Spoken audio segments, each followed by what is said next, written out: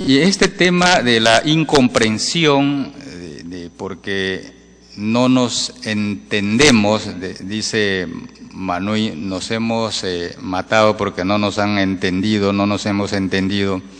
Yo creo que hay más que una deuda histórica de parte del Estado hacia los pueblos indígenas de la Amazonía. Creo que hay una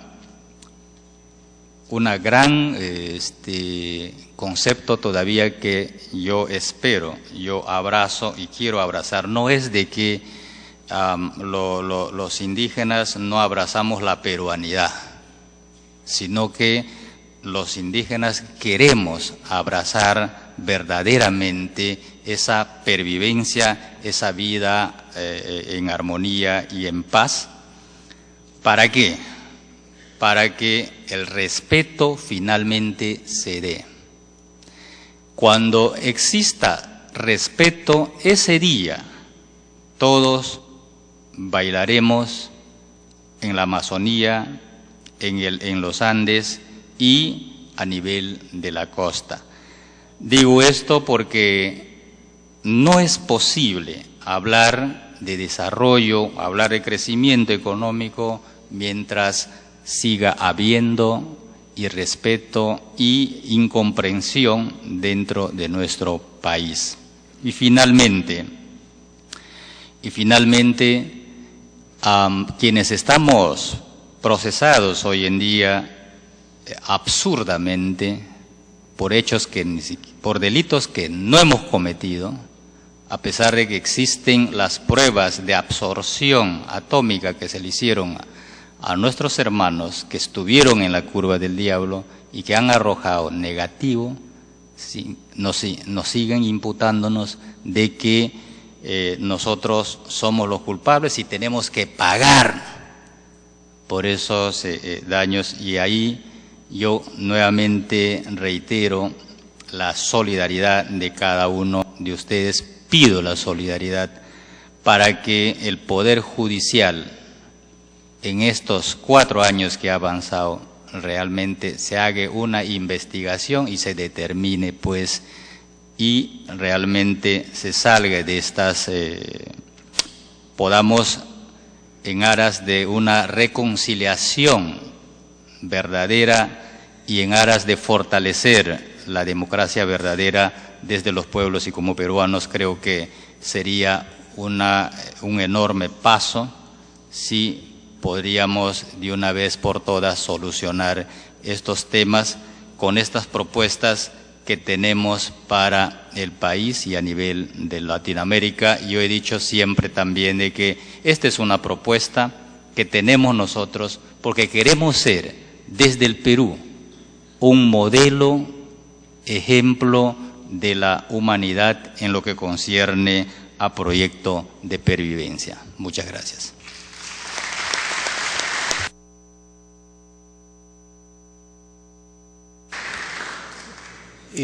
Bien, nuestro segundo panelista, el abogado Aguajún Fermín Tiwi, nacido en la comunidad de Ut, en Amazonas, licenciado en Derecho por la Universidad de San Martín de Porres y máster en Derechos Humanos por la Pontificia Universidad Católica del Perú. Actualmente es miembro del equipo profesional del Centro Amazónico de Antropología y Aplicación Práctica. Trabaja sobre litigación de conflictos y desarrollo de la Amazonía.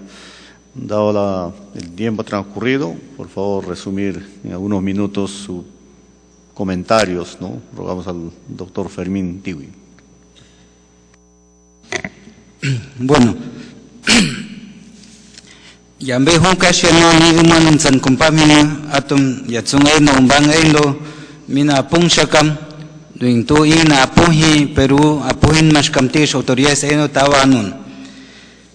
Dicho en castellano, muy buenas noches, hermanos, hermanas, estudiantes, autoridades y mis autoridades indígenas también. Ahí está mi presidente de Orpián, tu hermano Edwin Montenegro, y también mi hermano, mi jefe, Santiago Manduin, y también acá el hermano Alberto Pizango, y todos los que nos compartimos acá en esta noche. Bien, el tema amazónico, tocar el tema indígena, es un tema bastante, tiene mucha sazón, muy hermoso, lindo, a la vez complicado de entender. Solamente los que son de mucha especialidad, con tanta importancia, le interesan el tema indígena, y los ignorantes no les interesa nada, no. Pero es importante el tema indígena.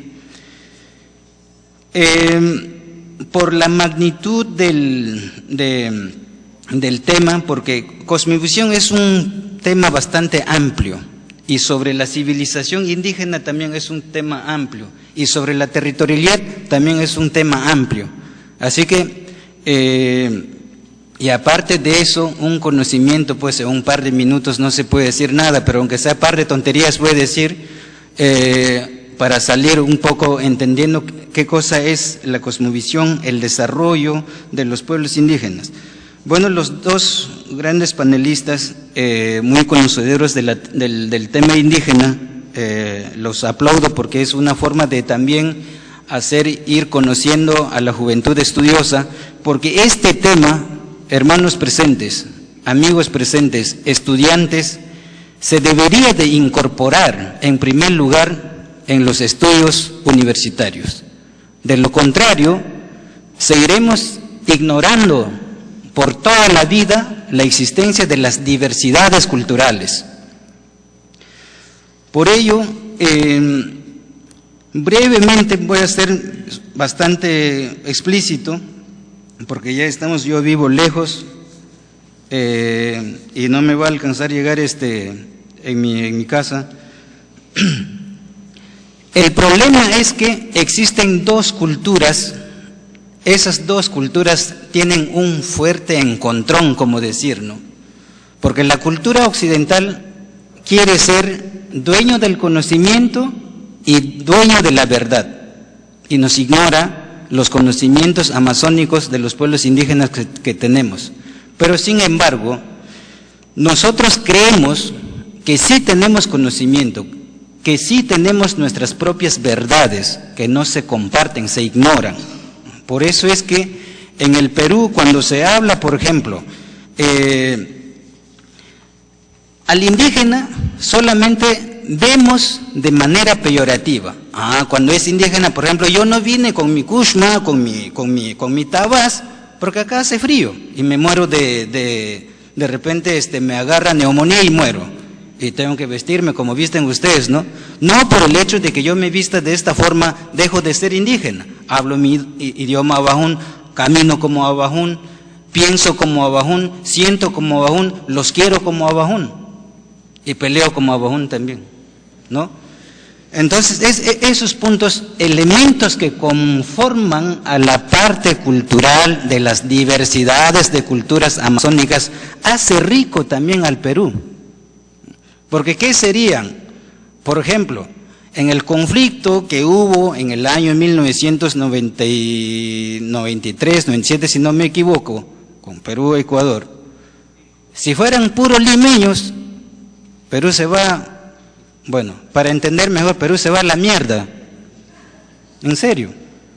Pero ahí han participado, ¿quiénes? Los abajún y huampís, porque ellos son los que conocen el camino, su territorio. Y entonces, y muchas veces, el indígena es recordado porque pasa un desastre, o un enfrentamiento, o alguien está peleando internamente solo por eso. Y después, todo. Después, ¿cuándo es recordado? Cuando ya llega el tiempo de elecciones. No, ojo, ya estamos cerca. Van a venir varios postulantes al Congreso, van a venir varios regidores o presidentes regionales que quieran ser para pedir voto. Y luego que ya ganan su puesto, adiós pueblo indígena, no te conozco. Entonces, esa es la clase política que tenemos y de nuestros políticos que tenemos en el Perú. Y entonces, ¿cómo lo matamos esa forma de la práctica malévola, diríamos, ¿no? ¿Cómo lo matamos, esa mala práctica? Y por otro lado, las formas de uso que le asignamos, que lo adjetivamos a los pueblos indígenas, decir, mira, en la Amazonía hay bebidas exóticas, en la Amazonía existe comidas exóticas. La palabra exótica es, para ti es medio raro cuando a mí me ves comiendo caldo de tortuga, por ejemplo. Y si un indígena viene, le sirves al ceviche, también ve como comida exótica de los limeños. Entonces es una forma de discriminación decirlo eso, no reconocerlo. Esta comida es comida regional y el masato es la bebida regional amazónica. Pero ¿cómo decimos? La forma como vemos, qué asco. Pues no comas, pues. No comas. Ahora, por eso es que en el Perú estamos llenos de prejuicios. Queremos que como yo me he visto, queremos que todo el mundo vistan igual. Si yo fumo marihuana, que todo el mundo sean fumones. Si yo hago crecer mi barba, que todo el mundo hagan crecer. Y si el cabello, igual. Pero no es raro que un indígena abajún y huampis hagan crecer el cabello, porque es su cultura. Y llevar sus aretitos, sus adornos, esa es parte de la cultura jíbara, ¿no? Y bien, entonces, y por otro lado, ¿qué decimos a los indígenas? Que el indígena no tiene plata, es pobre y está lleno de hijos. Pero les digo, el verdadero guerrero, el verdadero huaymaco que decimos, un hombre visionario, no deja engendrando muchos hijos. Claro que han tenido varias mujeres. Aquí voy a aclarar. Ustedes dicen que los pueblos indígenas tienen, cuando es indígena tiene 10 o 5 mujeres. Eso no es cierto. El Bago, el Aragán, eso nunca tiene mujer. Solamente los que tienen esa capacidad de agrupar la familia, ellos son los que se casan. Yo soy abajún y apenas tengo una mujer. Me gustan, eso sí, pero una mujer, ¿no? Y entonces eso no es porque yo soy indígena raro, no. Y además siento que soy aragán también y ya pues no puedo mantener, ¿no? Y por otro lado, en la exposición anterior, en la mesa 1, ustedes decían, alguien preguntó a ver si existe la pobreza, que ese es el desarrollo.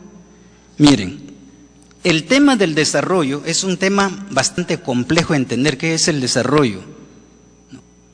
Y entonces, si miramos a los pueblos indígenas, abajún y huampis, y los demás hermanos pueblos indígenas, una cosa es el desarrollo personal individual, el progreso individual, y el otro lo colectivo. Porque yo veo ahí paisanos míos que tienen carro, que tienen casa, que tienen tiendas grandes, pero no por eso se podría decir que es un hombre desarrollado. Y por otro lado, la filosofía del desarrollo de los indígenas no es que el desarrollo signifique, yo tengo mi carro, yo me visto, como ustedes ya saben que es usar de marcas, ¿no?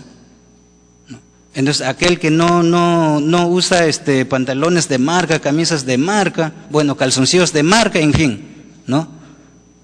Pero no se trata de que el desarrollo, bueno, corto esto para entrar a una lógica del desarrollo. Miren, el desarrollo occidental es acumulación de bienes, tener poder para manejar al otro. Si me equivoco me corrigen, pero eso es. Yo quiero tener mucha plata, por ejemplo, Estados Unidos, países desarrollados, y lo manejan a los países pobres, económicamente. Pero el indígena no. En el indígena el pensamiento del desarrollo es algo integral. ¿Qué podemos, Santiago decía y hermano Pizango decía, qué podemos hablar hoy día el desarrollo, mientras que sus tierras, por la contaminación, ya no producen algunas plantas que se puedan vender. ¿Qué se puede hablar del desarrollo mientras que los indígenas, cuando reclaman sus derechos, sus demandas ante el Estado, es perseguido, es criminalizado? ¿Qué se puede hablar del desarrollo mientras que los pueblos indígenas necesitan que sus niños acudan a un centro de educación de calidad y cuando eso no ofrece? ¿De qué desarrollo podemos hablar? Y hoy en día, efectivamente decimos, el indígena es pobre, pero ellos te dicen, no, yo no soy pobre. El indigno, el pobre es aquel que duerme en la ciudad, en la calle, no tiene casa, no tiene familia, no tiene dónde comer, no tiene ni dónde ir al baño. Seremos pobres de repente porque no tenemos plata. Pero se podría decir un pueblo cultural que tiene todo ese conocimiento, su sabiduría, sus conocimientos, su sistema de organización, su propia cosmovisión, ¿se podría llamar un pueblo pobre? Bueno, finalmente, quiero terminar con unos puntos de alguna propuesta que se podría plantear. Bueno, AIDESEP, después de la protesta, hacemos nuestra gran propuesta, dijo. Ese es un punto muy importante. Ahora, en el Perú vivimos todos. Hay negros, hay cholos, hay como decía el antropólogo anterior, sacharunas, en fin, bueno. Hay los chunchos, los negros, los chinos, en fin, todos los adjetivos que quieran llamarse. Pero la desgracia de esa riqueza multicultural es que nunca nos hemos sentado a dialogar, a conocernos. Yo por mi lado, yo por mi cultura, ¿ya? Yo con mi yonque, el otro con su cerveza, el otro con su vino, y el indígena con su masato, en fin, cada uno a su mundo. Pero ¿dónde queda esa práctica intercultural? Y entonces limeños van a mi zona, a Amazonas, hay mujeres ahuajún, huampís y otros indígenas bonitas, y se quedan, y ya no quieren regresar. El indígena, venimos también en la ciudad, también hay mujeres preciosas, vagas también, ¿no? De todo. Entonces ya uno también se queda y no quiere regresar, en fin, ¿no? Pero ¿cómo lo hacemos? ¿Cómo construimos un país donde respete esa diversidad cultural? ¿Cómo lo construimos? Porque de lo contrario, por ejemplo, bueno, entonces, lo que se debe, lo que le cuesta al Estado es que jamás se ha acercado a los pueblos amazónicos, y esa consecuencia le cuesta en la actualidad, por no entender y por no comprender, le cuesta al Estado. Y recién estamos empezando ese diálogo. Si no hubiese pasado el baguazo, nosotros ¿dónde andaríamos también? Ustedes también desconocidos, pero hoy en día nos encontramos luego de esta desgracia. Pero ¿por qué no pensar de que no esperemos que pase una desgracia, sino que busquemos cómo construir este país? El Perú es rico en todas sus dimensiones, pero nosotros, mejor dicho, nuestras autoridades políticas se lo cagan al Perú. Yo digo con este adjetivo, porque parece insultante, pero lo es, ¿no? Ahora, por otro lado, ¿cuáles serían los retos? ¿Cómo construimos la confianza, esa desconfianza histórica entre el Estado y pueblos indígenas? Y ustedes también, ustedes también saben que en la actualidad el tema de la corrupción es inmensa. Ahorita estamos en la casa de los congresistas, donde salen con apodos, ¿no? ¿Sí o no? Acá salen con apodos. No. Acá Robaluz, Mataperro, El otro, ¿cómo se mira? Ustedes saben eso, ustedes completen. ¿Ya? Entonces, eso es construir la confianza entre el Estado y pueblos indígenas. Por otro lado, como le decía, el Estado debe acercarse para generar esa confianza. Los funcionarios tienen que conocer el tema de la interculturalidad en la materia de educación, en la materia de salud, en la materia económica, en la materia de justicia, en la materia de política. Porque ¿qué pasa hoy en día?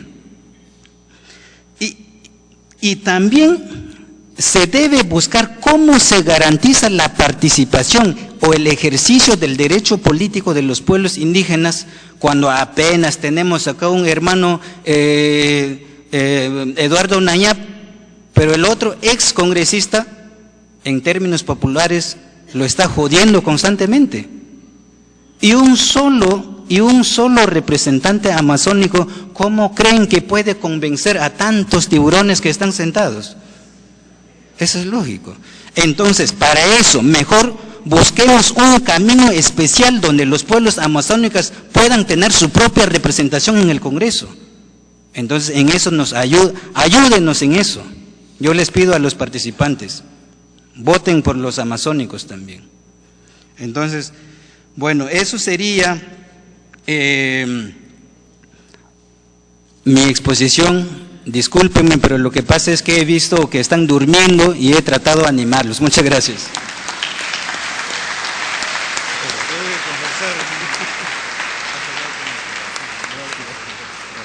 Bien, muchas gracias al doctor Fermín Tiwi. Realmente hay muchísimo que tratar al respecto. Mañana continúa, ¿no?, este taller, esta discusión. Y yo quisiera dar el uso de la palabra un par de minutos no más a cada uno de los expositores y también a los panelistas para culminar, para cerrar la mesa número 2. Empezaremos con el doctor Alejandro Camino, por favor, un par de minutos para concretar algunas preguntas muy comunes, ¿no?, que el público ha presentado. Preguntaba alguien sobre qué pasó con el instituto que había formado el doctor Fernando Cabieses de plantas medicinales.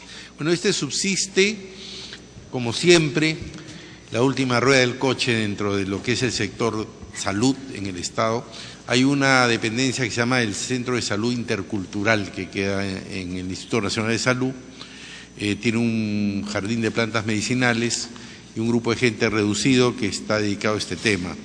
Pero también hay un creciente interés por el tema de plantas medicinales amazónicas. Yo les invito, cuando vayan a Cusco, visiten el Museo de Plantas Sagradas, Mágicas y Medicinales. Pero en las universidades hay gente joven interesada en descubrir la riqueza de nuestra flora. Desafortunadamente, los laboratorios farmacéuticos del Perú son ensambladores de químicos que vienen de fuera, que lo curan por un lado y lo enferman por el otro. Y tenemos una flora extraordinariamente rica que podría ser una industria farmacéutica como lo ha logrado hoy día China y la India con su propia tradición médica. Hay otras preguntas sobre el tema de cómo armonizar políticas públicas del Estado con los pueblos amazónicos. Bueno, ya hemos oído sobre esto. Realmente creo que el tema es un tema de conocimiento, como bien ha dicho aquí el colega Tiwi, hay que empezar a conocerse, ¿no? Como decía, no solo hay que conocer la historia, hay que conocer la cultura, y tenemos que conocer la cultura de los diferentes pueblos del Perú, ¿no? Y sobre el tema de lo que yo mencionaba, la tradición indígena ya de las Américas adelantó un concepto que hoy en día empieza a ser un debate importante en las altas esferas de la física como se le llama hoy día multidimensional. Es interesante que hay un pensamiento indígena que piensa en esos términos, y ese es hoy día la vanguardia de las ciencias físicas, hoy día todavía muy controvertido, pero sí es uno de los temas de vanguardia, y eso ya está planteado en la visión indígena de la naturaleza y del mundo. Okay. Doctor Óscar Espinosa, por favor. Sí, hay dos preguntas muy interesantes sobre el cambio climático y los cambios de los ecosistemas.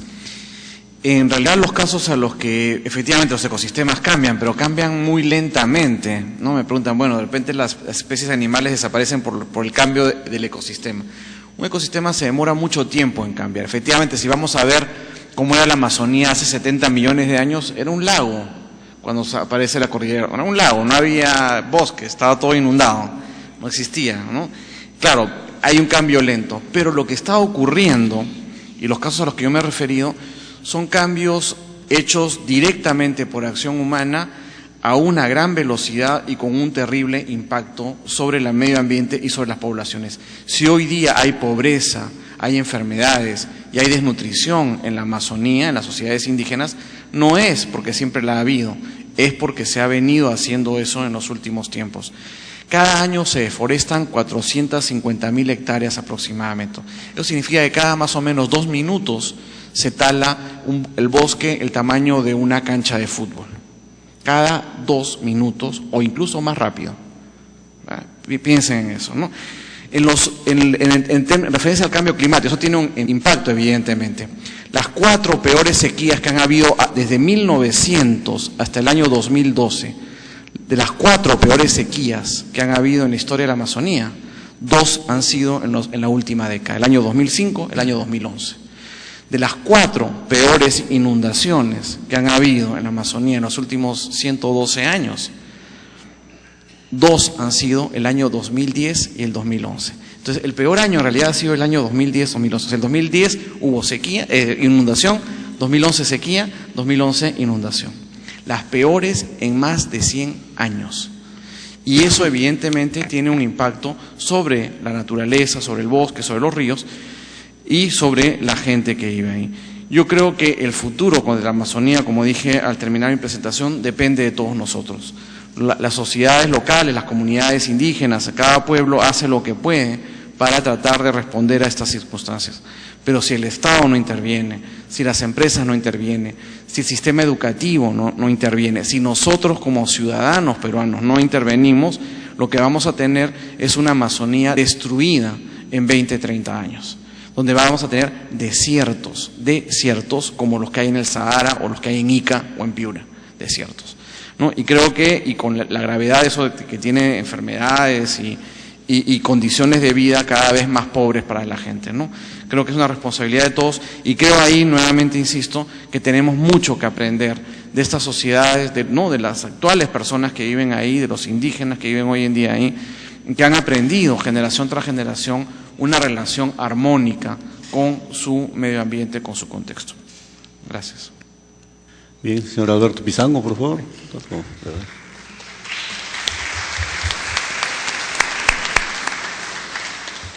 Bien, a mí, antes que responder, voy a dar unas reflexiones partiendo de la pregunta que me hicieron, ¿cuánto del territorio nacional está en la Amazonía?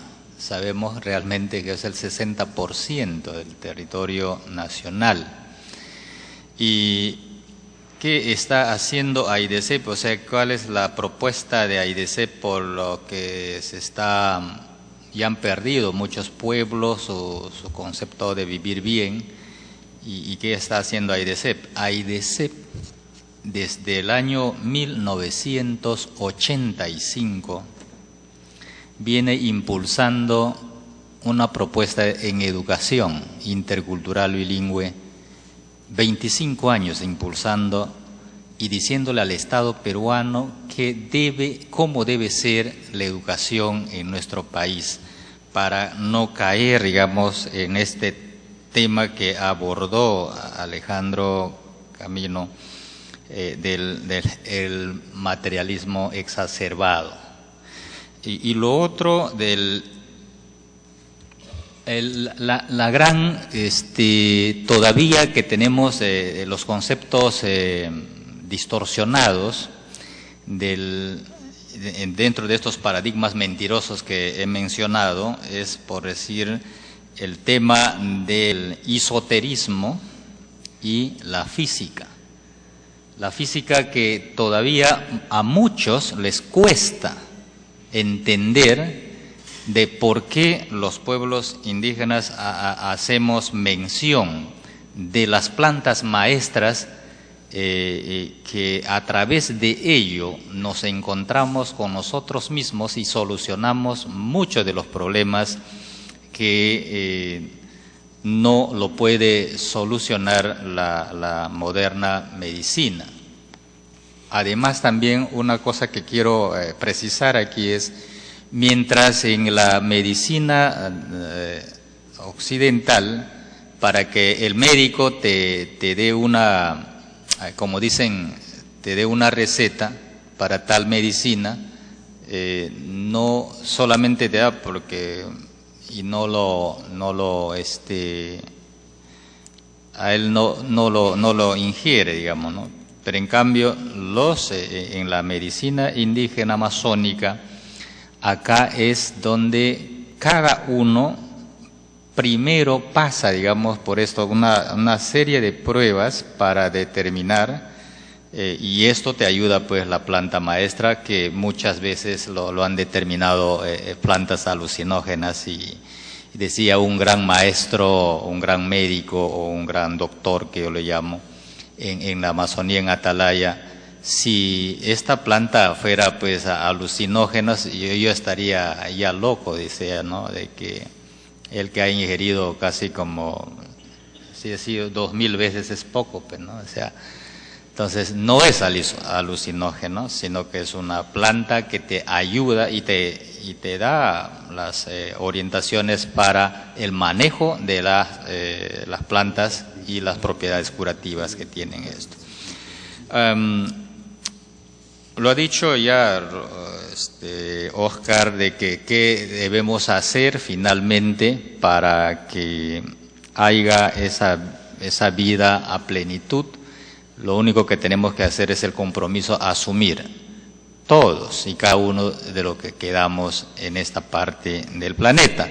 Porque si decimos que una autoridad va a solucionar este problema, no, sino acá los 30 millones de peruanos que existimos, todos tenemos que poner, digamos, nuestro granito de arena para poder salvar, digamos, de este ecocidio y de este etnocidio y de este suicidio de la humanidad. Muchas gracias.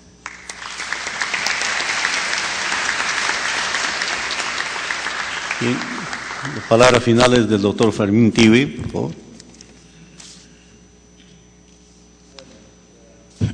En realidad, solo me queda agradecer este espacio, más bien la iniciativa que toman desde el Congreso. Sería bueno que sigan haciendo más tipos de estas actividades, porque también la juventud peruana tiene que conocer la importancia de la Amazonía.